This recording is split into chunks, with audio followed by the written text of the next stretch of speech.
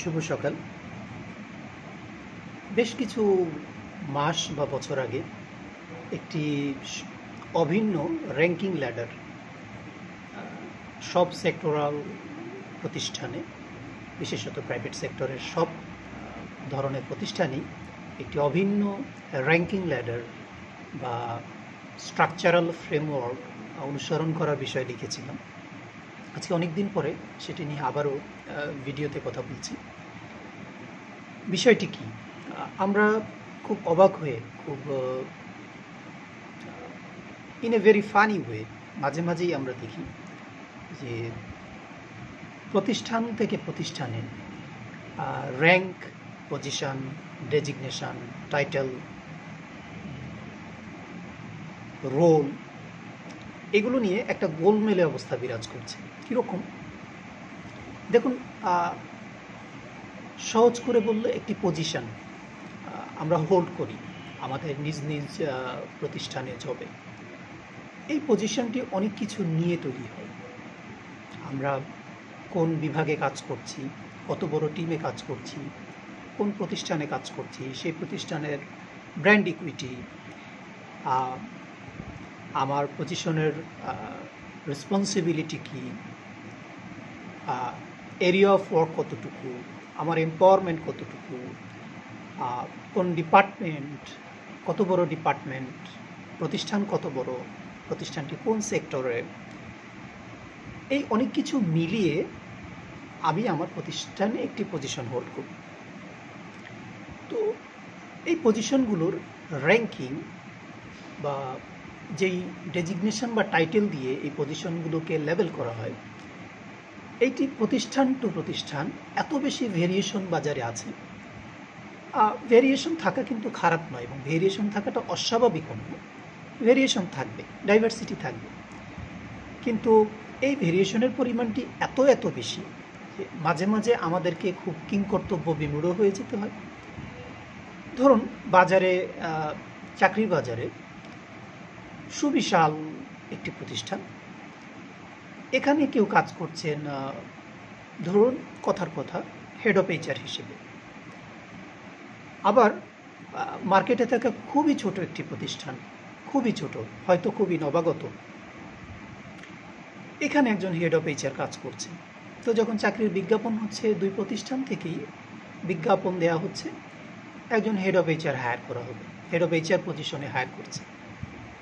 এখন এই যে বাজারের একটি জায়ান্ট প্রতিষ্ঠানের হেড অফ এইচআর আর বাজারের একটি ক্ষুদ্র প্রতিষ্ঠানের হেড অফ এইচআর, দুই প্রতিষ্ঠানের হেড অফ এইচআরেরই ডিউ রেসপেক্ট রয়েছে। অফকোর্স তারা যার যার জায়গাতে স্বনামধন্য থাকবেন, কিন্তু যখন আমরা কম্প্যারিজনে যাই, মার্কেট কম্পিটিশনে যাই, এবং বিশেষত ওপেন মার্কেট থেকে আমরা রিসোর্স, ট্যালেন্ট হায়ার করার প্রশ্নটিতে যাই, তখন কিন্তু এই কম্প্যারিজন এসে যায় যে আমি আমার বর্তমান পজিশন থেকে আরেকটি পজিশনে যাবার আগ্রহ বোধ করব তখনই যখন সেটি এখান থেকে আপার গ্রেডের কিছু হবে। কিন্তু যখন এই যে হেড অফ এইচআর আমরা বলে দিই, হেড অফ ডিপার্টমেন্ট বলে দিই, টিম লিড বলে দিচ্ছি, বিষয়টি পরিষ্কার হচ্ছে না, কারণ আমরা কিন্তু ওই প্রতিষ্ঠানগুলো সম্পর্কে খুব বেশি জানার সুযোগ নেই।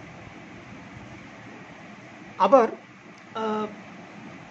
সবথেকে মজার যে জিনিসটা আছে, এখানে তো আমি শুধু এইচআর, এইচওডি এটা নিয়ে কথা বলব। আপনি দেখবেন বাজারে খুব বিচিত্র ধরনের কিছু ডেজিগনেশন প্রচলিত আছে। কিছু কিছু প্রতিষ্ঠান তার নিজস্ব অর্গানোগ্রাম অনুযায়ী, নিজস্ব অর্গানাইজেশনাল স্ট্রাকচার অনুযায়ী এগুলো ব্যবহার করছেন, তারা তৈরি করে নিয়েছেন। আমি কাউকে সমালোচনা করছি না, আমি আজকে শুধু এই ভিন্নতাটা থেকে অভিন্নতায় যাবার একটা দিক নিয়ে কথা বলছি। যারা বিভিন্নতা ফলো করেন, করতে থাকুন, আমি আপনাদের সমালোচনা করার কেউ নেই। ধরুন, উদাহরণ হিসেবে বলছি, জাস্ট উদাহরণ হিসেবে বলছি, আমরা চাকরির বিজ্ঞাপনে দেখতে পাই হায়ার করা হবে, ওপেন পজিশন হচ্ছে সিনিয়র অ্যাসিস্ট্যান্ট ডেপুটি ডিরেক্টর, ধরে নিন কথার কথা বলছি, কিন্তু এরকমটা আমরা দেখছি, সিনিয়র অ্যাসিস্ট্যান্ট ডেপুটি ডিরেক্টর। আমি ডেপুটি এক্সিকিউটিভ ডিরেক্টর দেখেছি, অ্যাসিস্ট্যান্ট এক্সিকিউটিভ ডিরেক্টর দেখেছি,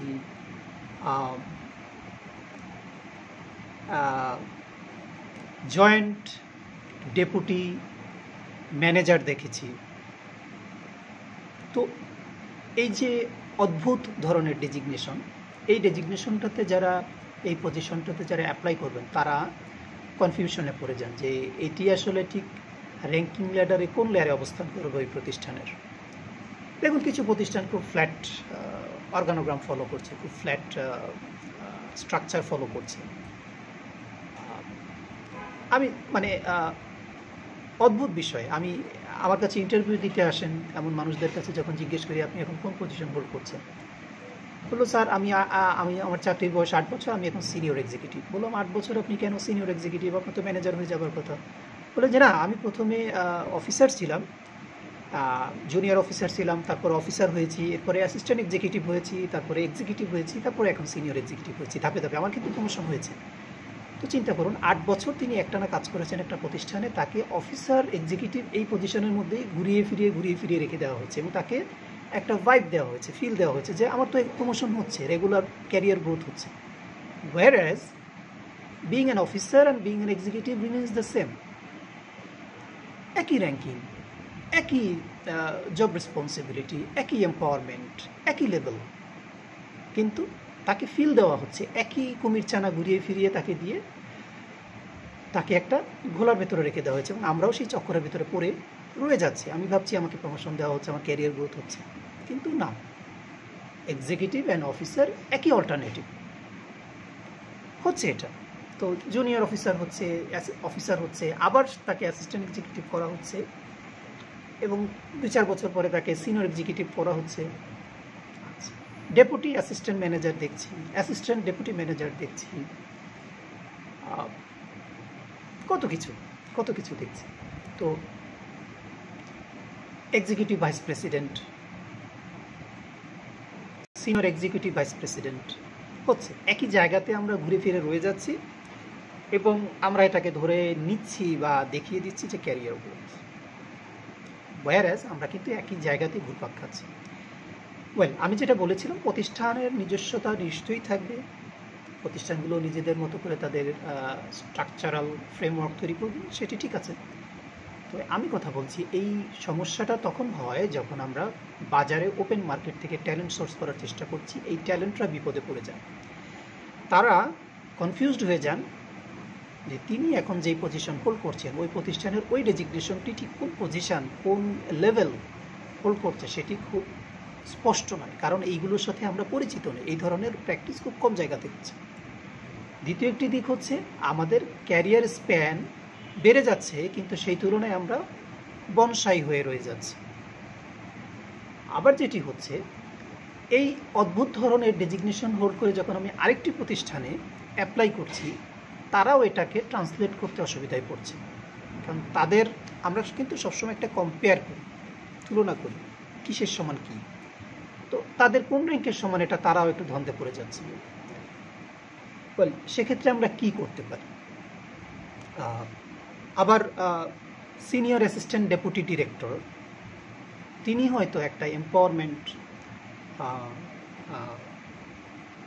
এনরোলমেন্ট তার কাছে রয়েছে, তাকে দেওয়া হয়েছে, যেটি হয়তো আরেকটি প্রতিষ্ঠানের ম্যানেজারের থেকেও নিচ্ছে। আমি এটাও মাঝে মাঝে বাজিয়ে দেখেছি। Senior assistant deputy director hold করছেন, with all respect to you who hold this rank or position. আমি আপনাদেরকে ব্যক্তিগতভাবে একেবারেই হিউমিলিয়েট করতে চাই না, আপনাদের প্রতি শ্রদ্ধা রেখেই বলছি, আমি শুধু উদাহরণ হিসেবে এই টার্মটি ব্যবহার করছি। দেখা গেছে আরেকটি প্রতিষ্ঠানে ডেপুটি ম্যানেজারের সমান তার পজিশন হোল্ড করছেন, তার এম্পাওয়ারমেন্ট, তার সমস্ত স্টেটাস, অর্থাৎ তিনি senior assistant deputy director, executive vice president যেটাই হন, তিনি আসলে কোন ক্যাপাসিটিতে কাজ করছেন, আরেকটি প্রতিষ্ঠানে ডেপুটি ম্যানেজারের সমান ক্যাপাসিটিতে কাজ করছেন। আরেকটি খুব পপুলারলি যেটা ব্যবহার হয়, HRBP, senior HRBP designation, junior HRBP designation, HRBP designation advertise করা হচ্ছে, we are hiring an HRBP. এখন ভাই এইচআরবিপি মিনস হোয়াট? উনি কি ম্যানেজার? উনি অফিসার? উনি ডিরেক্টর? উনি জিএম? উনি প্রেসিডেন্ট? উনি ভাইস প্রেসিডেন্ট? হোয়াট? এইচআরবিপি কি আসলে একটি ডেজিগনেশন? এটি একটি রোল, এটি একটি রেসপন্সিবিলিটি, এটি একটি strategic enrolment. Exclusively particularly HRBP এটি কি আসলে একটি ডেজিগনেশন হতে পারে? প্রশ্ন রইল। তো এখন HRBP হায়ার করবে, তো আমরা সাধারণত ধরে নিই যে HRBP এটা ম্যানেজারিয়াল লেভেল জব। তো অ্যাপ্লাই করলেন, 100 জন ম্যানেজারিয়াল লেভেল লোক অ্যাপ্লাই করলেন, ইন্টারভিউ শেষে তাকে অফার করা হলো HRBP ডেজিগনেশন, তিনি জয়েন করলেন, জয়েন করে দেখেন এটা একটা অফিসারের এনরোলমেন্ট, অফিসার লেভেলের জব হতেই পারে, কারণ বিষয়টি তো পরিষ্কার নয়। এবং প্রতিষ্ঠান টু প্রতিষ্ঠান ভিন্নতা রয়েছে। এই যে অভিন্ন র্যাঙ্কিং ল্যাডারের কথা শুনতে বলছিলাম, সেই প্রসঙ্গটি তাহলে চলে আসে। আমরা যদি ভিন্ন ভিন্ন টার্ম, ভিন্ন ভিন্ন টার্মিনোলজি, ভিন্ন ভিন্ন ট্যাগ ব্যবহার করতেও চাই, যদিও সেটিকে যথাসম্ভব কমিয়ে আনা উচিত ছিল, মার্কেট স্টাডি করে, মার্কেট সার্ভে করে, বিভিন্ন প্রতিষ্ঠানের সাথে বসে talent market, job market well analysis করে একটা মার্কেট ওরিয়েন্টেড, মার্কেটের সাথে কম্প্যাটিবল, মোস্ট কমন একটা র্যাঙ্কিং ল্যাডার, একটা পজিশনাল অর্গানোগ্রাম, একটা স্ট্রাকচারাল ফ্রেমওয়ার্ক থাকা উচিত ছিল। সেটাকে যতটুকু সম্ভব তো করবই। পাশাপাশি আমরা